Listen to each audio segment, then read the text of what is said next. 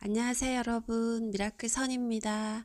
오늘은 영어에 관한 책을 한 권 가지고 왔어요. 제목은 근데 영어 한 편 씹어 먹어봤니? 제목이 웃기죠? 어, 저는 이 책을 처음에 몇 페이지를 읽으면서 손에서 놓을 수가 없었어요. 내용이 너무 흥미롭고 그리고 참 좋은 방법을 알려주는 것 같아서 여러분들도 이 방법에 대해서 꼭 알았으면 좋겠다라는 마음으로 이 책을 소개해 드리고 싶어요. 여러분들은 영어 울렁증이 왜 있다고 생각을 하세요? 저자가 말하기로는 상대방의 영어가 들리지 않기 때문에 영어에 대한 울렁증이 있는 거래요. 그래서 영어를 잘하기 위한 가장 근본적인 요소는 듣기 위한 영어를 훈련을 받아야 된다는 거예요. 근데 우리는 이제 영어를 배울 때 처음부터 문법을 배우고 읽기를 배우고 쓰기를 배우고 그렇게 하지 처음부터 계속 듣는 연습은 하진 않잖아요. 근데 저는 옛날부터 영어를 배우려면 듣는 연습을 해야 돼요. 한 영화를 가지고 계속 되풀이해서 들으면 영어에 대한 귀가 열린다는 건 알고는 있었는데 그 방법을 실천하기가 굉장히 어려웠어요. 그런데 이 책에서는 그 방법을 아주 쉽게 우리가 사용할 수 있는 그 모든 방법들을 잘 설명해 두었더라고요. 그래서 책을 읽는데 마음이 막 설레이더라고요. 이렇게 한번 해보고 싶어서.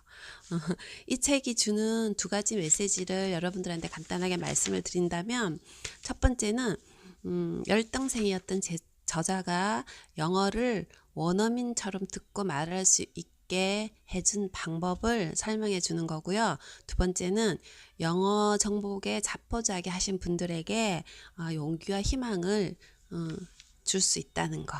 그게 이 책에서 우리가 얻을 수 있는 거라고 저는 생각을 해요. 이 저자분 신왕국 씨는 제천에서 고등학교를 다니다가 소위 일진이라는 그 학생들과 이렇게 싸움을 해서 자퇴를 하게 되었어요.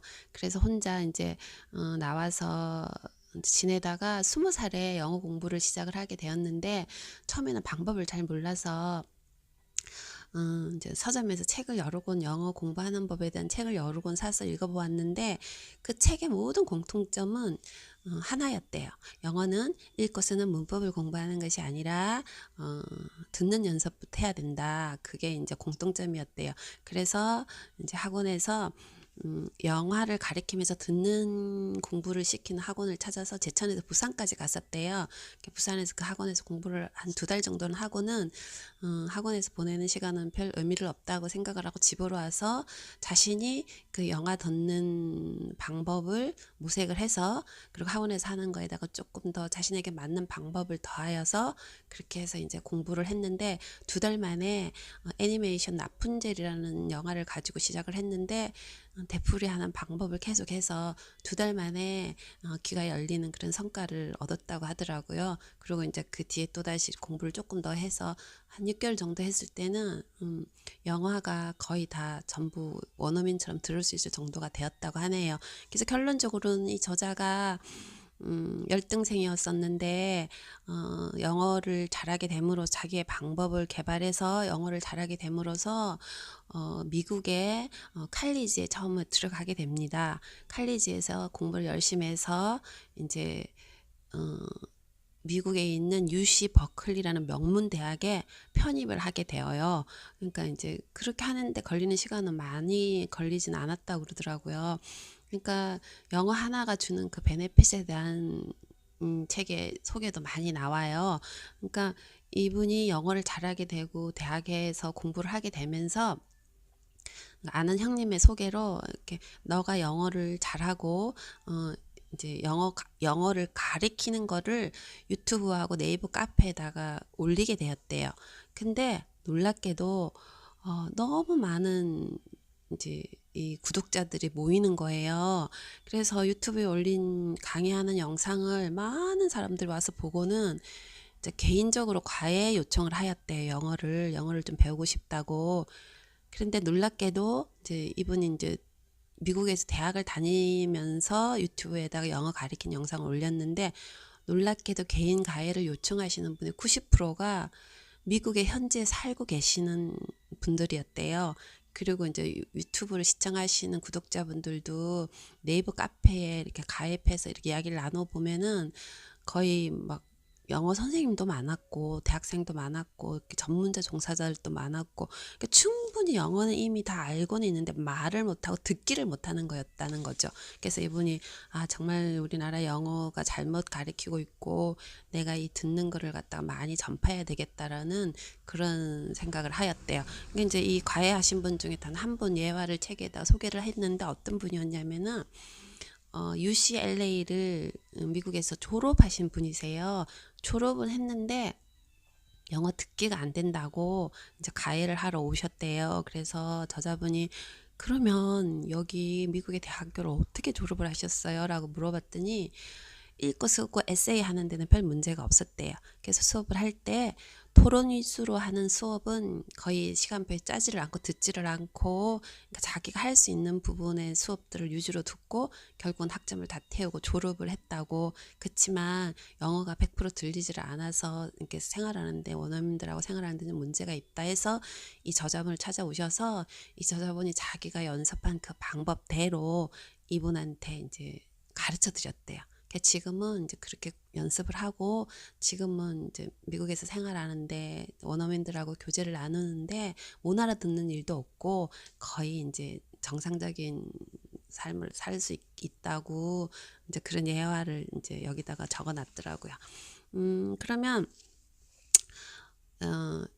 이 영어를 공부하는데 여러분들은 어떤 게 필요하다고 생각하세요? 문법, 단어, 뭐 그런 발음, 그런 게 사실은 중요하진 않대요. 그러니까 영어를 배우는 방식은 이렇게 두 가지, 저자가 말된 두 가지가 있는데 서술적 기억 방식과 절차적 기억 방식이 있대요. 그러니까 서술적 기억 방식은 우리가 영어 공부를 하던 문법 공부처럼 외우는 게 서술적 기억 방식이고, 절차적 기억 방식은 뭐냐면은 반복을 통해서 이렇게 무의식적으로 이렇게 자동적으로 떠오르게 된다는 거죠. 그러니까 뭐 자전거를 타는 거라든지 또 이렇게 뭐 악기 연주를 한다든지 수영을 한다든지, 그러니까 어떤 걸 배우면 기억이라기보다는 이렇게 몸에서 배워서 이렇게 자동으로 나오는 거 있잖아요. 그런 훈련 방식을 영어에도 이렇게 적용을 해야 된대요. 그렇게 영어를 해야지 들리는 귀를 열을 수가 있다는 거죠. 근데 우리가 했던 거하고는 조금 다른 방법이긴 한데, 근데 이분이 자기가 그렇게 해서 빠른 시간에 이제 영어가 들리는 귀를 열을 수 있었다는 거는 자신이 증거이니까 이대로 한번 따라 해보라고 이렇게 책에다 소개를 해놨어요. 이제 우리가 다이어트를 하면 열심히 운동은 많이 하는데 만약에 식단 조절을 하지 않는다. 그러면 열심히 운동은 했는데 먹는 거는 내가 먹고 싶은 대로 칼로리 많은 걸 먹으면 살을 뺄 수가 없잖아요. 그러니까 영어도 똑같아요. 공부만 외우는 것만 열심히 하면 영어를 완전히 정복할 수가 없다는 거예요. 그러니까 처음에 듣는 연습을 열심히 해서 듣는 게 들리면 나머지는 자동으로 따라온다는 거죠. 단어를 따로 외울 필요도 없고 문법을 따로 공부할 필요도 없이 이분이 알려주는 방법대로 영어 공부를 하면 그 속에 모든 게 다 들어있다는 거죠. 애니메이션 영화 하나를 공부를 하려면 그 속에 1000가지 정도의 대사가 나온대요. 그러면 단어는 더 많겠죠. 그러면 이제 문장을 하면서 외우면서 되풀이하면서 그 속에서 그 문장을 다 외우고 하다 보면 그 속에 포함된 단어조차도 알게 되고 그 문장 속에서 나오는 문법도 알게 되고, 그러니까 말을 하다 보면, 듣기를 연습을 하다 보면 문법과 단어는 자동적으로 따라오는 거니까 일단은 이 듣는 데 집중해서 이렇게 영어 공부를 해보자는 거예요. 그러니까 오늘은 영어를 배우는 이 어떤 소리, 영어가 가지고 있는 소리에 대한 그 특성에 대해서만 설명을 하고, 다음번에 2부에서 이분이 알려주는 영어 공부의 방법에 대해서, 그러니까 듣기 훈련을 어떻게 하면 잘할 수 있는가, 그 훈련 방법에 대해서 설명을 하고요. 오늘은 영어의 소리에 대해서 제가 이야기를 하고 이 영상을 끝내도록 할게요. 영어를 배우려면은 영어의 소리 그 자체가 가지고 있는 특성을 깨달아야 된대요. 그거를 알아야 된대. 처음에 이제 막 듣는 연습을 하기 전에. 그러니까 영어의 소리의 특성이 뭐냐면은 세 가지가 있는데, 발성과 강세와 리듬이 있대요. 이 영어의 소리에는 이 발성과 강세와 리듬을 깨닫고 잘 따라하면 이제 듣는 영어, 리스닝을 잘할 수 있다는 거죠. 그러니까 발성이 뭐냐면은 우리 한국어는 주로 이렇게 목에서 소리가 그냥 나온대요. 그냥 편하게 이렇게 제가 지금 이야기하듯이 목을 사용하여서 이야기를 하는데, 그리고 호흡도 이렇게 고르게 이야기를 하고. 그런데 영어는 이 목보다는 목 아래에서 이렇게 깊은, 이렇게 강한 호흡으로 영어는 이렇게 소리가 나는 거래요. 만약에 이제 예를 들어서 제가 이제 설명을 간단하게 하자면, 우리 한국말로 이제 에너지를 에너지 이렇게 목으로만 이야기를 하잖아요. 그런데 이제 영어는 이렇게 목 밑에서 깊은 호흡으로 에너지, 이렇게 숨도 더 많이 쉬어지겠죠, 그죠? 그러니까 에너지하고 이 목 밑에에 강한 호흡으로 이렇게 발성이 된다는 거죠. 그러니까 기본적인 발성이 에너지와 에너지, 이게 틀리다는 거죠. 그리고 그 다음에 강세는, 한국어는 단어의 모든 부분이 동일한 세기로 말을, 그 세기가 똑같아요. 저기가 그냥 말하는 그 이제 톤이 똑같다는 거죠. 그런데 강세는, 영어는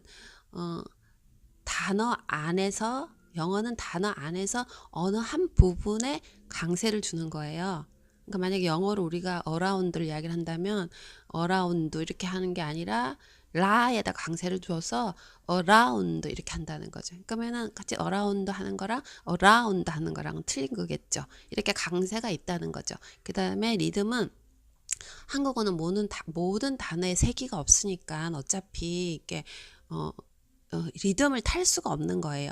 그런데 영어는 단어마다 각자의 이렇게 세기가 있기 때문에, 이렇게 또 어떤 단어는 세게 말하고 어떤 뭐 전치사 이런 거는 조그맣게 말하고 이렇게 하다 보니까 크고 안 크고 막 이렇게 하다 보니까 자연스럽게 리듬을 타겠죠. 근데 그런 걸 깨닫고, 영어의 소리는 발성이 있고 그 다음에 강세가 있고 리듬이 있구나, 그걸 깨닫고 그거를 조금 연습을 하면 암만 해도 듣는 부분에 조금 나아진다는 거죠. 근데 이 책에 책 121페이지를 보면은 그 QR 코드가 있어요. 그걸 스캔하면 그런 어떤 강세나 이렇게 발성이나 리듬을 연습하는 그 프로그램으로 바로 접속할 수 있으니까, 필요하신 분들이 책 읽으면서 그거 따라서 연습하는 것도 괜찮을 것 같아요. 그러니까 다음 2부에서는 제가 이분이 어떤 식으로 듣기 훈련을 하였는지 그 방법을 자세히 설명하도록 하겠습니다. 그럼 다음 영상에서 만날게요. 감사합니다.